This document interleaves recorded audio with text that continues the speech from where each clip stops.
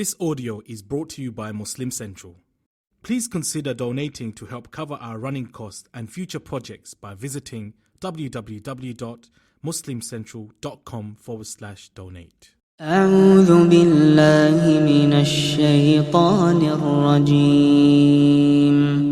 بسم الله الرحمن الرحيم.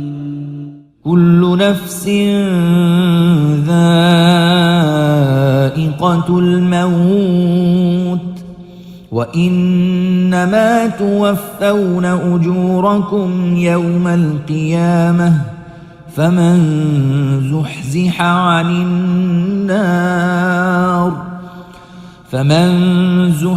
عن النار وأدخل الجنة فقد فاز وما الحياة الدنيا إلا متاع الغرور. Assalamu alaikum wa rahmatullahi wa barakatuh. Alhamdulillah wa salatu wa salamu ala rasulillah. Today we have a very interesting topic. It is a topic that has a lot of discussion online, and people talk about it quite a lot, and it is something that has very profound implications in our belief of the Akhirah. And that is the question about the eternality of heaven and hell. Now, of course, we're doing this series about Jahannam, but today we're going to actually talk overall about the eternality of both heaven and hell, and the mainstream belief that Muslims have that Jannah and Jahannam are permanent, they are forever.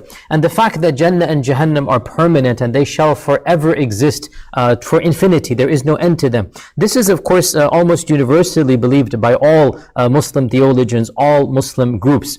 So why the discussion? Because there have been some solitary voices, and in particular one of the most famous scholars that I mention all the time, and that is Shaykh al-Islam Ibn Taymiyyah rahimahullah ta'ala, and also his student Ibn al-Qayyim, who have actually discussed this issue, and it has been alleged that they hold opinions that are different than the mainstream. And so today inshallah we'll discuss the mainstream belief and then also the belief of Ibn Taymiyyah and Ibn al-Qayyim. And as I said that even though this is a series about Jahannam, today's lecture we will actually take a step back and do Jannah and Jahannam, because the evidences are really the same. Generally speaking, when Allah mentions Jannah, He mentions Jahannam as well, and the eternality is also mentioned and referenced together.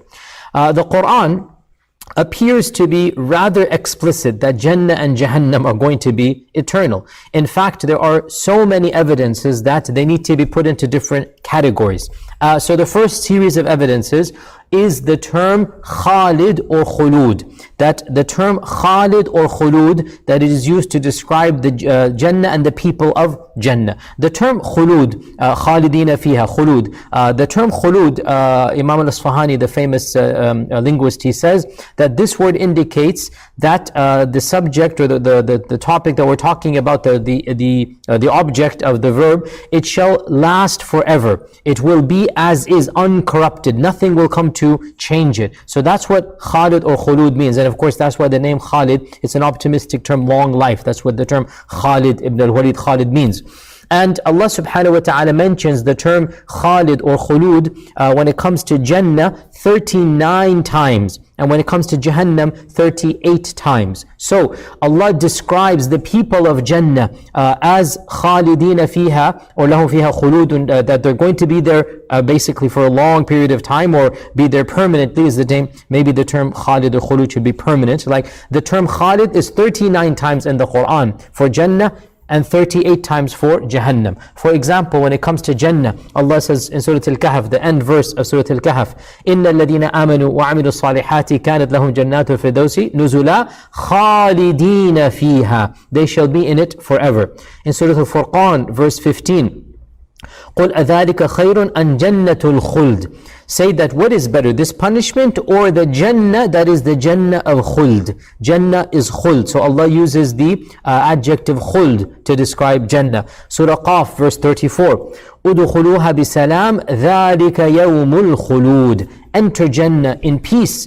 This is the day of permanent residence. ذَلِكَ يَوْمُ الْخُلُودِ. You're never going to leave Jannah. So many times in the Quran, hum fiha khalidun. They shall be in it permanently. Okay, so this is for Jannah. For Jahannam, we said 38 times, one time less than that. Now, big question here, which we're not going to get into. Can we use the number of times a word occurs in the Quran to derive a benefit? Can we say, for example, that Allah describes Jannah with 39 times khalidina fiha and 38 times for Jahannam? Is there some, semi-mystical benefit to be derived? That is the topic of another discussion. It goes back to tafsir, and it goes back to what are the sources of tafsir, and the number of times a word occurs in the Quran. Does that indicate something or not? The majority of our mufassirun have shied away or shunned this area, and some have delved into it, and that's beyond the scope of today's class. But we said 38 times Jahannam, and of those times, Surah An-Nisa, verse 257, that Allah says, أُولَٰئِكَ أَصْحَابُ النَّارِ هُمْ فِيهَا خَالِدُونَ. Okay, Surah An-Nisa, verse 14, that Allah says, يُدْخِلُهُ نَارًا خَالِدًا فِيهَا. He shall be caused to enter the fire, that he shall be in it permanently. Surah An-Nisa, verse 93, فَجَزَاؤُهُ جَهَنَّمُ خَالِدًا فِيهَا. Surah At-Tawbah, verse 17, أُولَٰئِكَ حَبِطَتْ أَعْمَالُهُمْ وَفِي النَّارِ هُمْ خَالِدُونَ. They shall be in Jahannam permanently. Surah At-Tawbah, verse 63, Surah An-Nahl, verse 29, write these down, you can look them up yourself. Surah Al-Anbiya, 99, Surah Al-Mu'minun, verses 103, 104, Surah Zukhruf, 74, Surah Hashr, 17, and over 30 more times. That Allah says in the Quran, they shall be in Jahannam khalidun, or khalidina fiha. So, this is the first category. 39 times and 38 times. The term Khalid, Khuld, Khulud are mentioned for Jannah and Jahannam, and that is essentially indicating a permanency.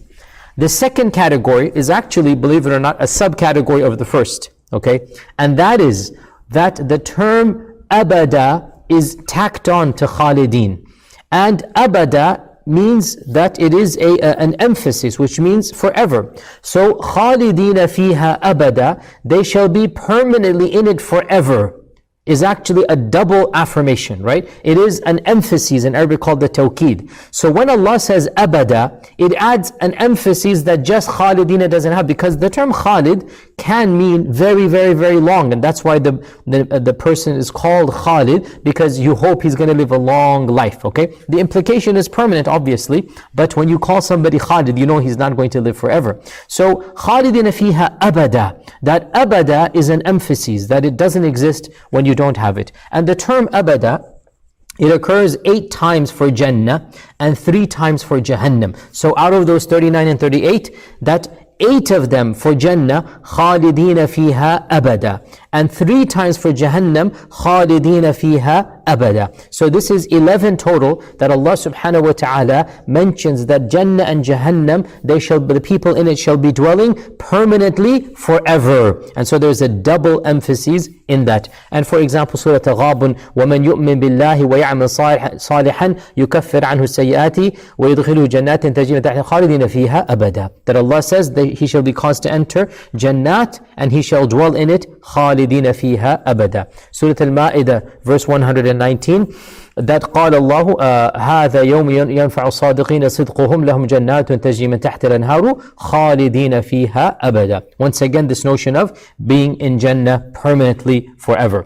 As for Jahannam, it occurs 3 times in the Quran, only 3 times in the whole Quran, the term خالدين فيها أبدا. And you can write these down, Surah An-Nisa, verse 168 onwards, that Allah says إلا طريق جهنم خالدين فيها أبدا. Surah Al-Ahzab, verse 64, إن الله لعن الكافرين وعد لهم سعيرا خالدين فيها أبدا. And Surah Al-Jinn, verse 23, ومن يعص الله ورسوله فإن له نار جهنم خالدين فيها أبدا. So very clearly Allah subhanahu wa ta'ala mentions the term خالدين فيها and then adds أبدا. So this occurs 11 times in the Quran. It is the second category. The third category are a number of evidences that indicate eternality via other mechanisms. So there are other ways that Allah subhanahu wa ta'ala mentions eternality, and there are a number of them in the Quran. So we just basically, the third is everything else, right? So the first is khalidina, the second is abada, the third is basically miscellaneous categories. For example, the indication that the pleasures of Jannah are never ending. There are many verses in the Quran that have different adjectives, different adverbs that describe the pleasures of Jannah as being perpetual, as being consistent and never stopping. For example, Surah Sad, verse 54, that inna hada larizquna ma lahu min nafad. This is our blessings in Jannah. They shall never finish. Ma lahu min nafad. They're never going to finish. Surah Al-Ra'd, verse 35. أُكُلُهَا دَائِمٌ وَظِلُّهَا. The fruits of Jannah are permanent, and the shades of Jannah are permanent. Surah Al-Waqi'ah, verse 33, that لَا مَقْطُوعَةٍ وَلَا مَمْنُوعَةٍ. The pleasures of Jannah, the fruits of Jannah will never be cut off, and nor shall they be denied or deprived. So these are all blessings of Jannah that Allah subhanahu wa ta'ala is affirming shall be permanent. They will not stop. And as for Jahannam, so again, many different ways to affirm this eternality. Of them is the fact that they're asking to die. They're asking for death. They're asking, for example, لِيَقْضِي عَلَيْنَا رَبُّكَ وَنَادَوْا يَا مَالِكُ لِيَقْضِي عَلَيْنَا رَبُّكَ. That they call out to the guard of Jannah that have your Lord cause us to perish. And Allah responds with the angel response, قَالَ إِنَّكُمْ مَاكِثُونَ. You shall remain here. Also, many times in the Quran, Allah negates that they shall ever be taken out. وَمَا هُمْ بِخَارِجِينَ مِنَ النَّارِ. Surah al-Baqarah, verse 167. They shall never be taken out of the fire of hell. And Surah al-Ma'idah, verse 37. يُرِيدُونَ أَن يَخْرُجُوا مِنَ النَّارِ وَمَا هُمْ بِخَارِجِينَ مِنْهَا. They want to exit the fire of hell, and they shall never exit the fire of hell. Surah Fāṭir, verse 35. وَالَّذِينَ كَفَرُوا لَهُمْ نَارُ جَهَنَّمَ لَا يُقْضَى عَلَيْهِمْ فَيَمُوتُوا وَلَا يُخَفَّفُ عَنْهُمْ مِنْ عَذَابِهَا. The people who have rejected Allah, they shall have the fire of hell. It shall never, لَا يُقْضَى عَلَيْهِمْ. The fire of hell will never stop upon them. So it's always going to be upon them. They shall never die in Jahannam, and neither shall the punishment go down. So all of these evidences indicate the perpetual nature of Jannah and Jahannam.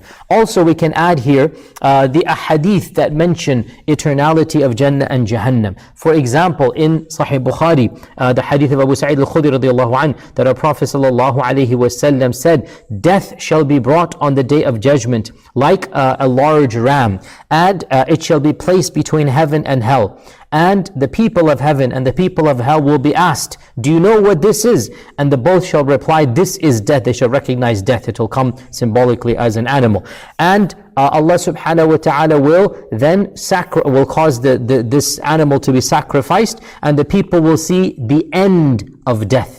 They will see death itself cease to exist. And so then Allah subhanahu wa ta'ala will say, O people of Jannah, khuludun, from Khalid, khuludun fala maut. O people of Nar, khuludun fala maut.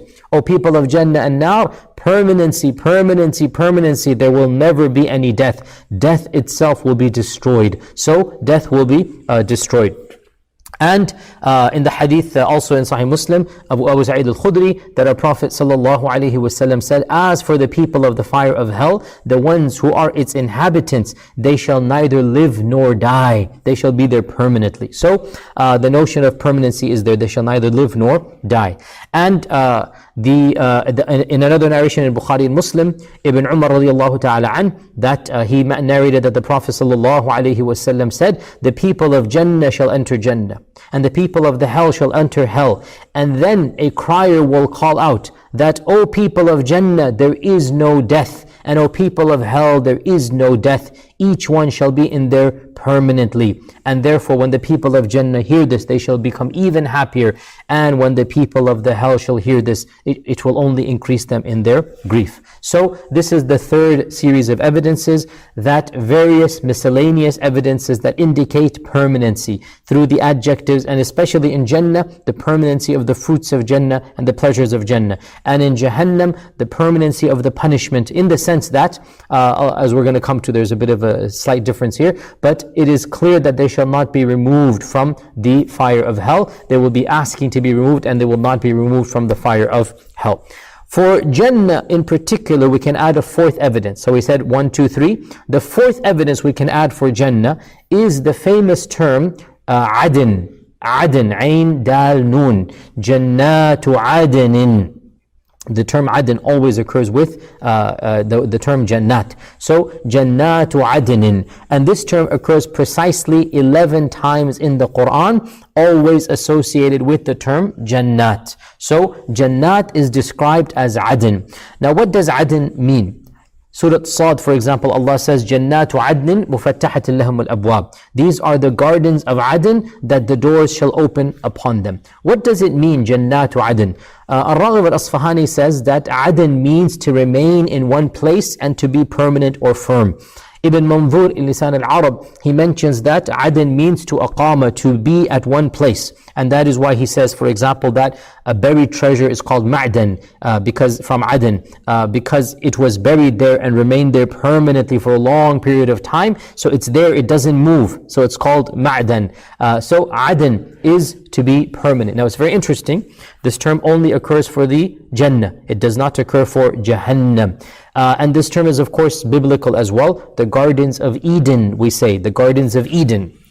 And of course, this is a biblical term. It's mentioned in Genesis and in Ezekiel. And also, of course, the term is originally Aramaic, but of course, even before that, we find Akkadian and Sumerian terms that are similar to this, that indicate that indicate fruitfulness or pleasure, that indicate greenery and lush living. And perhaps one can add here, therefore, that the ancient Aramaic meaning had a connotation of permanency that is pleasurable, and that's why in the Quran ʿadn is only used for Jannah. It is not used for Jahannam, because if the term ʿadn only meant permanency, then it should be used for both. But the fact that it is exclusive for Jannah indicates this is a permanency of pleasure. This is a permanency that is something positive, and that's why Allah describes 11 times in the Quran Jannatu ʿadnin. Now, all of these evidences are very clear that Jannah and Jahannam seem to be quite permanent. And this has been the mainstream belief of pretty much all of the scholars of all of the main segments of Islam: Sunnism, Shi'ism, Ibadism, Zaydism, Ithna Asharism. All of them, they have this notion that Jannah and Jahannam are permanent. Abu Hanifa, the great Abu Hanifa, in the book that is ascribed to him, he did not actually write it, but his student wrote it and he ascribed it to him, Al-Fiqh al-Akbar. This book mentions that وَالْجَنَّةُ وَالنَّارُ مَخْلُوقَتَانِ لَا تَفْنِيَانِ أَبَدًا. Jannah and Jahannam are created and they shall never perish forever. And Abu Hatim al-Razi said in the famous treatise of early theology ascribed to him, that we found the ulama of all of the lands, Hijaz and Iraq and Syria and Yemen, that they believed this creed. And so he has a few paragraphs, and one phrase in it, Jannah and Nar are true, and they are created and they shall never perish. لا يفنيان أبدا. And Imam al-Sabuni writes in his famous creed that Ahl al-Sunnah wal-Jama'ah, they affirm that Jannah and Nar are created and they shall never cease to exist. The great Andalusian scholar Ibn Hazm, he says, Jannah is true and Nar is true, and the two of them are created and the two of them are permanent, and they shall remain for all of eternity, bila nihaya, for no end. They shall remain till no end. كل هذا إجماع من جميع أهل الإسلام ومن خرج عنه فقد خرج عن الإسلام. These aspects and creeds, everybody has agreed, and anybody who disagrees with this is no longer considered a Muslim. And the other Andalusian scholar Ibn Abdul Barr, he says, Ahl al-Sunnah believe that heaven and hell are created and they shall never ever perish or never stop to exist. Now, all of this therefore proves to us the mainstream belief that heaven and hell are eternal. Who denied this? Has there been any controversy in this regard? There have been few solitary voices of exception, most of them from outside these mainstream groups. And the first of them that we have some information about is the infamous early heretic known as Jahm ibn Safwan, who died 128 Hijrah. By the way, Jahm ibn Safwan was the topic of my master's dissertation in Medina, so I have around 800 pages about Jahm ibn Safwan. I can lecture you until you are bored completely about Jahm ibn Safwan. I have a book published in Arabic, 2-volume book, about the theological beliefs of Jahm ibn Safwan. And one of these beliefs is that he believed that heaven and hell shall both cease to exist. And this belief was soundly refuted by all later scholars. Everybody criticized Jahm for many beliefs that were non-mainstream, and this is one of those beliefs that he claimed Jannah and Jahannam are going to perish. And his reason is actually very interesting. His reason is that he understood the concept of Allah being al-awwal wal-akhir as negating that anything else can also be permanently existing with Allah subhanahu wa ta'ala. And he derived this in particular from Greek philosophy, what is called Neoplatonic thought, that has a different mechanism of understanding the attributes of God, and this led to the rise of kalam and all of these other issues that perhaps we will never talk about in these series, but inshallah I teach this in other classes. That Jahm ibn Safwan negated the eternality of heaven and hell because he felt that it would compete with God's monotheism. He felt that to claim that heaven and hell would be forever is somehow negating the perfection of Allah Azza wa Jal being permanent. And of course, later scholars roundly refuted this misunderstanding because Allah exists of His own, whereas heaven and hell, they exist because of Allah subhanahu wa ta'ala. There is no comparison whatsoever. Also, heaven and hell are not pre-eternal, they are sempiternal, i.e. heaven and hell have a beginning, they have no end. That is not, Allah Azza wa Jal has no beginning and has no end. So there is no comparison at all between Allah, the Creator, and heaven and hell, the created. There is no mix up between that. And Jahm is simply incorrect in trying to, in his own way, affirm Allah's monotheism. One of his indirect students from the Mu'tazili camp, Abu Hudayl al-Allaf, he claimed that heaven and hell would cease to have any movement or actions, that people would be immobile forever, because again, the notion comes of, again, beyond the scope of our class, of our lecture, but he believed that this would in some ways impede God's monotheism and impede how we prove the existence of God. So he had this bizarre belief alone in the history of Islam that heaven and hell would eventually freeze over, not literally freeze over, but symbolically, meaning that people would just be frozen. That's what I mean here, that they would stop moving in heaven and hell. So this is Abu Hudayl al-Allaf. Throughout Islamic history, there have been very esoteric movements. For example, the Ismaili group has its unique understandings of heaven and hell. Generally, they don't believe in an actual heaven and hell. As well, al-Farabi, Ibn Sina, these philosophers as well, they did not quite believe the way that we do at all. Their beliefs were very alien to mainstream Islam. And we find certain figures and thinkers here and there that absorbed some of these ideas, and some of them might be respected in other ways. I mean, perhaps most famous is the pre-modern scholar, or I should say late antiquity. I mean, not quite pre-modern, but before our generation, the famous Indian philosopher Allama Muhammad Iqbal.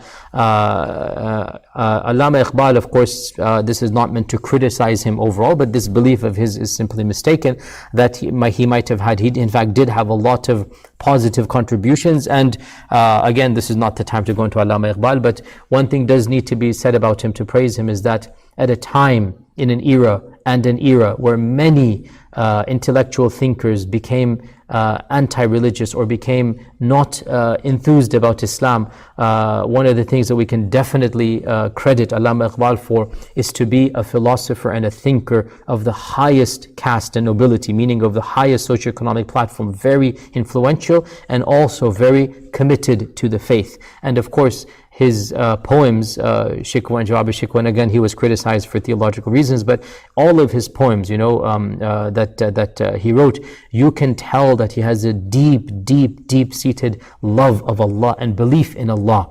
And he had a pride in the Ummah. And the poem that he wrote about Andalus, wallah, it's so moving, it moves you to tears. The poem that he writes about when he was in Andalus, the Qurtuba poem that he has, and he has a picture of him praying in Qurtuba. He got permission to pray there. In any case, all of this is so that you don't feel that I'm criticizing him per se, but he did believe, he has, for example, in the reconstruction of religious thought in Islam, he has, and I quote, that according to the teachings of the Quran, the ego's re-emergence brings him a sharp sight whereby he clearly sees his self-built fate fastened around his neck. Heaven and hell are states, not localities. This is what he is writing. Heaven and hell are states of the mind, not actual places.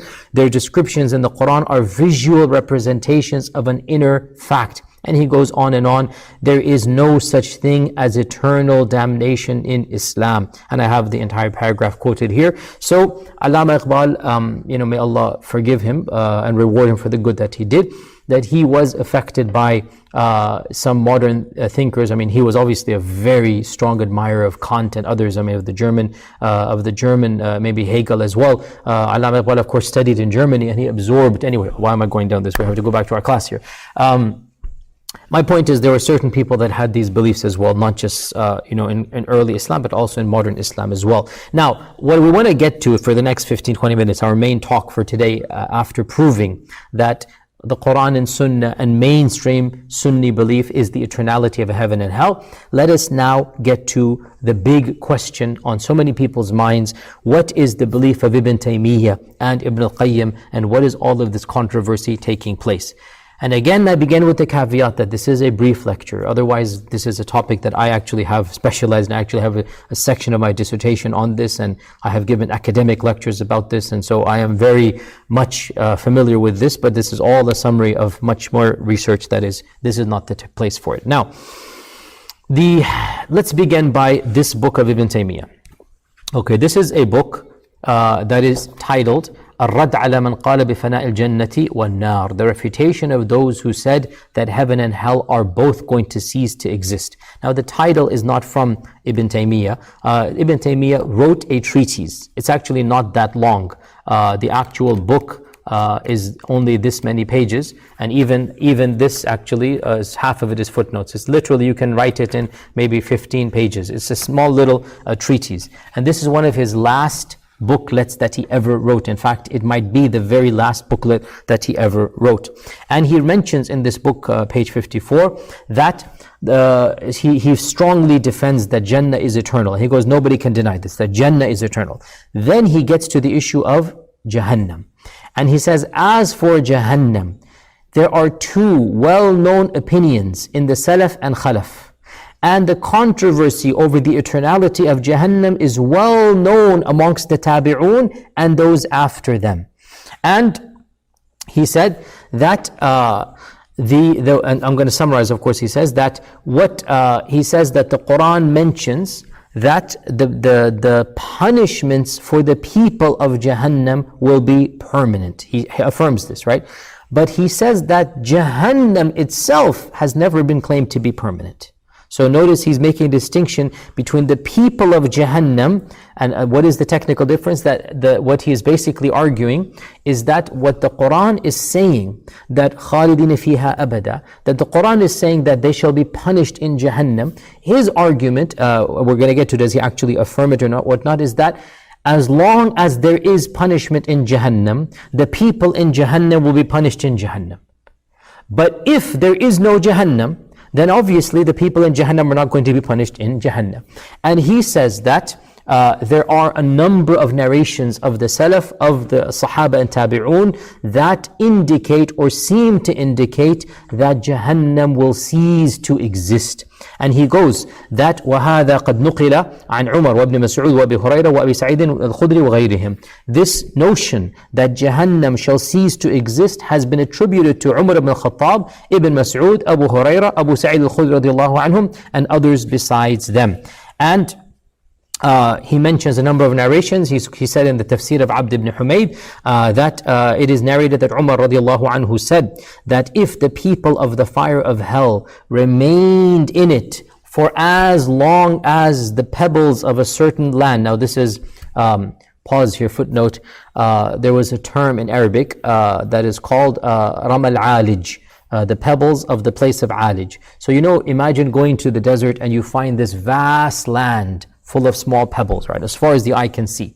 How many pebbles are there? Who can possibly count? So there was a phrase Ramal Alij. In English we say the sands of the ocean, or the sands of the beach. Okay, something like this. So Umar ibn Khattab is saying that were they to remain there as many as the sands of that beach, a time would come when they would be taken out of it. Okay, so this is attributed to Umar ibn Khattab radiallahu anh.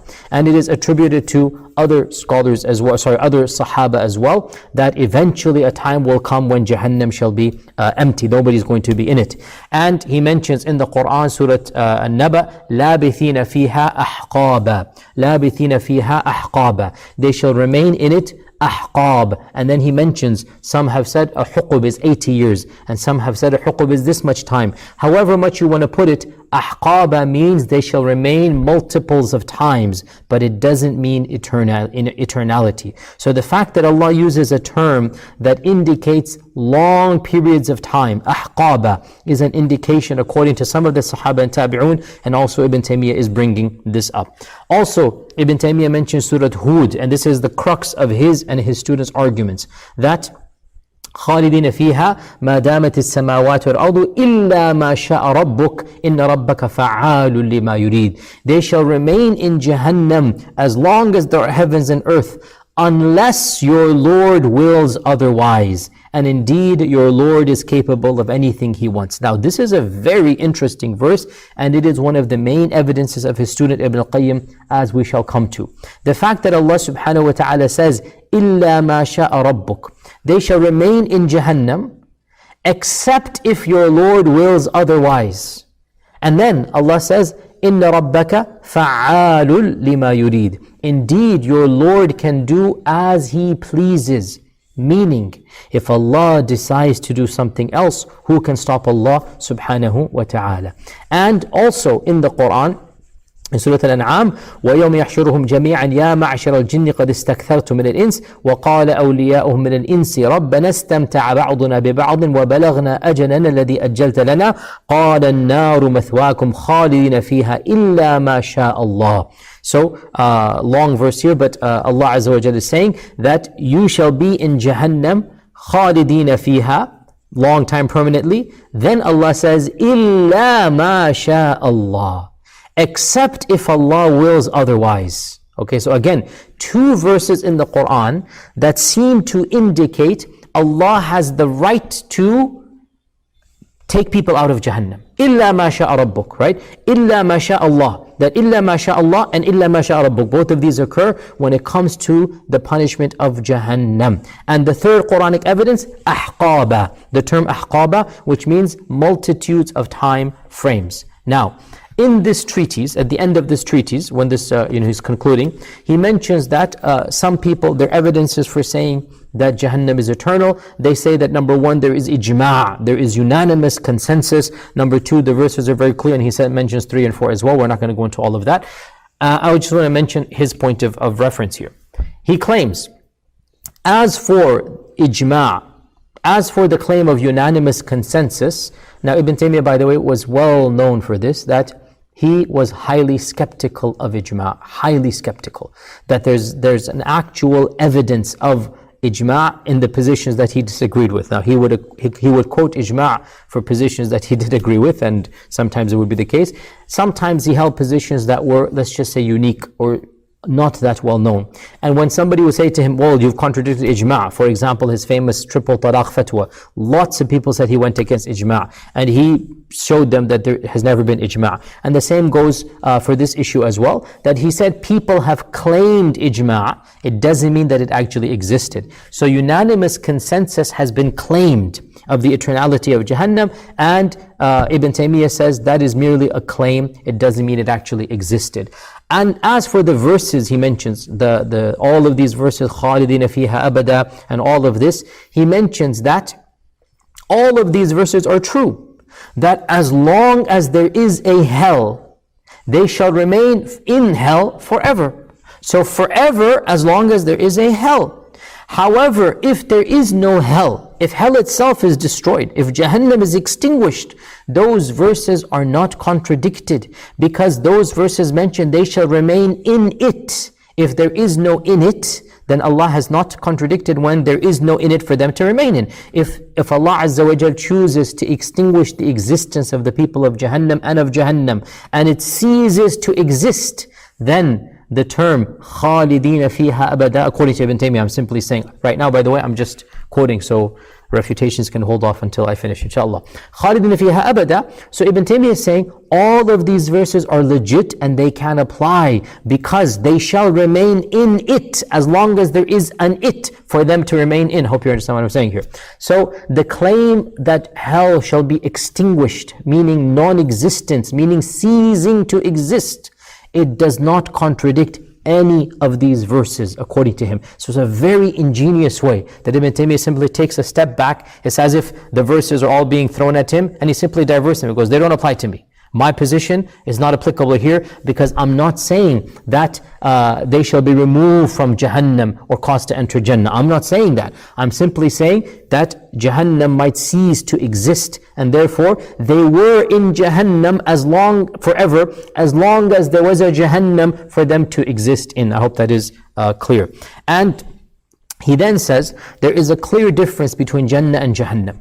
Nobody argued that Jannah shall cease to exist. None of the Ibn Taymiyyah definitely did not argue that. And he says there are many differences between Jannah and Jahannam. Of them is that we know for a fact that people will enter Jannah without having done any good deeds. For example, children who pass away. For example, there shall be a creation, that we'll come to that inshallah when we talk about Jannah, that Allah will create for Jannah. And they shall be created right then and there, and then caused to enter Jannah. But nobody shall enter Jahannam except those who have earned Allah's anger and have committed evil deeds. So there is a distinction between Jannah and Jahannam. Also, he mentions there are a number of references in the Quran that the pleasures of Jannah shall be permanent. أُكُلُهَا دَائِمٌ وَظِلُّهَا, for example. But he says that there is no such equivalent of Jahannam. There is no such equivalent that it shall be permanent and forever.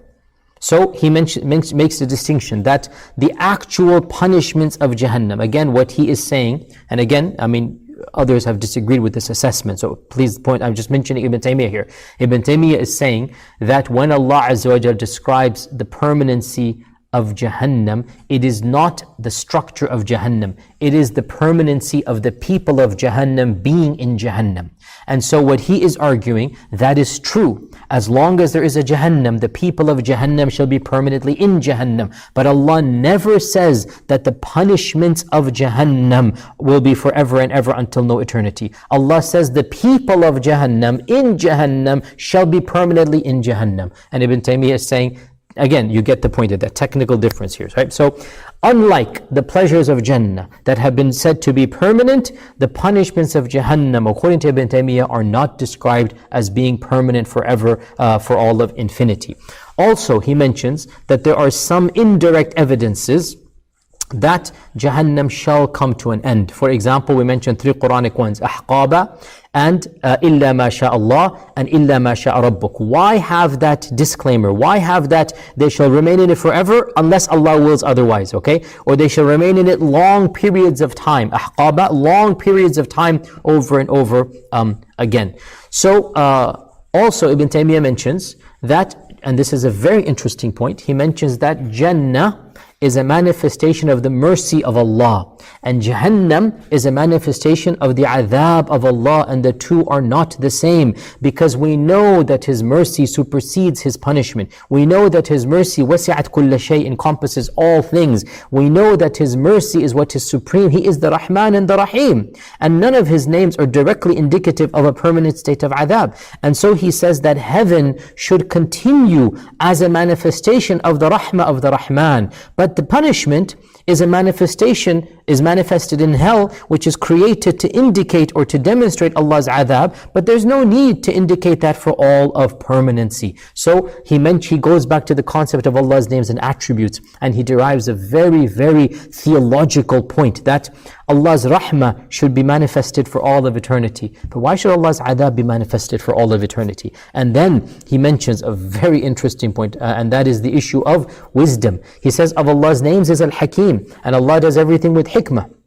And so the question arises that what is the wisdom of positing an eternal punishment? So he says it makes sense to punish somebody in this world for a crime they've done. It makes sense to punish an evil person for the crime that they've done in Jahannam as well. But an eternal punishment that has no end in sight, what is what is to be accomplished by that, right? What is to be gained by all of eternity? You can't even imagine, our mind simply blanks out. What is to be gained by doing that? And so all of this is basically of the arguments that he uses. Now, this is a brief summary, by the way, and obviously, please, if you want to read the book, it's in Arabic. By the way, there are a number of articles in English.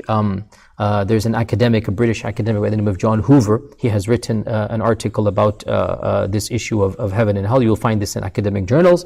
And one of the Muslim professors of Islamic studies, Muhammad Hassan Khalil, he has written a PhD on this issue at the University of Michigan. You can try to find that online as well, where he goes into this issue of Ibn Taymiyyah as well. And I presented at a conference that he hosted, and we talked about this a number of times. So you will find in English as well some literature. I'm trying to say. Obviously, Arabic has much more than in English. Now, let us now wind this lecture down. The question that we need to ask: did Ibn Taymiyyah argue for the temporality of heaven and hell? Response: for sure, heaven, Ibn Taymiyyah is on the same position as everybody else. We should exclude this question. Heaven is permanent and eternal. The question arises, what is Ibn Taymiyyah's position about Jahannam? This book, it does not definitively state Ibn Taymiyyah as saying he believes in this opinion. Ibn Taymiyyah does not come and say the other position is wrong and this position is right. What he does, he forcefully presents the possibility and then he leaves it. He never states that it is his actual opinion, but it is very strongly supported by him. And as somebody who, as you're probably aware, I am a humble reader of Ibn Taymiyyah for the last 25 years, 30 years, definitely 25 years. My PhD is out of Ibn Taymiyyah. I have read many dozens of volumes. I am very familiar with his thought processes, with his writings, with his style. I love to read his writings. I have read, almost all of his writings. So, my humble opinion as an avid reader, as somebody who is very intimately familiar with Ibn Taymiyyah, I think it is fair to claim that Ibn Taymiyyah did hold the position that hell is not eternal. I think it is fair to make that claim, but he very gently suggested it. He did not argue for it passionately, as is his wont for most other positions that he holds. In other words, he's a soft advocate. And perhaps because he understands that he is so alone, perhaps because he is going against what has been deemed to be the consensus, perhaps because the overwhelming explicitness of the other position is something that he understands. However, to claim that he was ambivalent, to claim that he didn't know, I think that that is a stretch. And I think that this booklet is indicative of a soft yes. And this is my opinion. Again, it's just an opinion, and I know others will disagree with this. And by the way, just FYI, many of the admirers of Ibn Taymiyyah, in typical admirer fashion, as I have said many times, the modern Salafi movement that claims to take inspiration from Ibn Taymiyyah, frankly, doesn't really understand much of Ibn Taymiyyah, and they are simply blind readers. They don't think about Ibn Taymiyyah, and they definitely don't act the way that he did or try to follow his footsteps. They simply cut and paste and do unto him anyway. So that's I say they do a disservice to this great giant. But my point is that in typical follower fashion, many of the modern thinkers of that movement, they negate that Ibn Taymiyyah ever wrote this book. And in fact, this editor, his name is Muhammad As-Samhari. This editor actually has to spend 30 pages or 20 pages proving that Ibn Taymiyyah actually wrote the book against many detractors who said this is a fabrication, a forgery, a lie. In other words, the followers of Ibn Taymiyyah, many of them, dare I say most of them, have created an image of Ibn Taymiyyah that doesn't actually live up to the real Ibn Taymiyyah. And so when they come across these types of opinions, the image that they've created clashes with the real Ibn Taymiyyah, and so what they end up doing is negating Ibn Taymiyyah could have ever held this position. And so they say this is a fabrication or forgery. This is ludicrous. We know Ibn Taymiyyah held this position because firstly, there's manuscripts of this book. Secondly, his student Ibn al-Qayyim mentions this booklet. His student Ibn al-Qayyim defends this booklet in his famous, this concept in his famous Had al-Arwah, that he actually quotes from it, and he actually defends this issue. And later scholars who followed Ibn Taymiyyah, or at least portions of Ibn Taymiyyah, they defended, or at least they mentioned this position. Ibn al-Wazir from Yemen, Ibrahim al-Qurani, a great scholar who revived Ibn Taymiyyah in his own way. These people quoting Ibn Taymiyyah, and they're saying this is his position. So I think it is very, very simplistic to state that Ibn Taymiyyah did not have a position.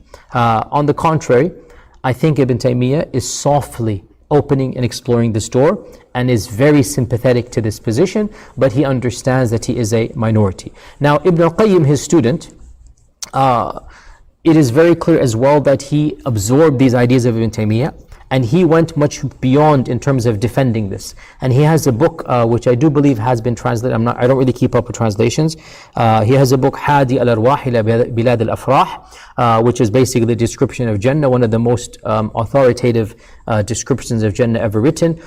This book, he has 40 pages. The book is around 500 pages. 40 pages dedicated to this issue of the eternality of Jahannam. And he argues like no one else I've ever read, trying to prove that it makes sense for Jahannam to be temporary, and that Jahannam shall cease to exist.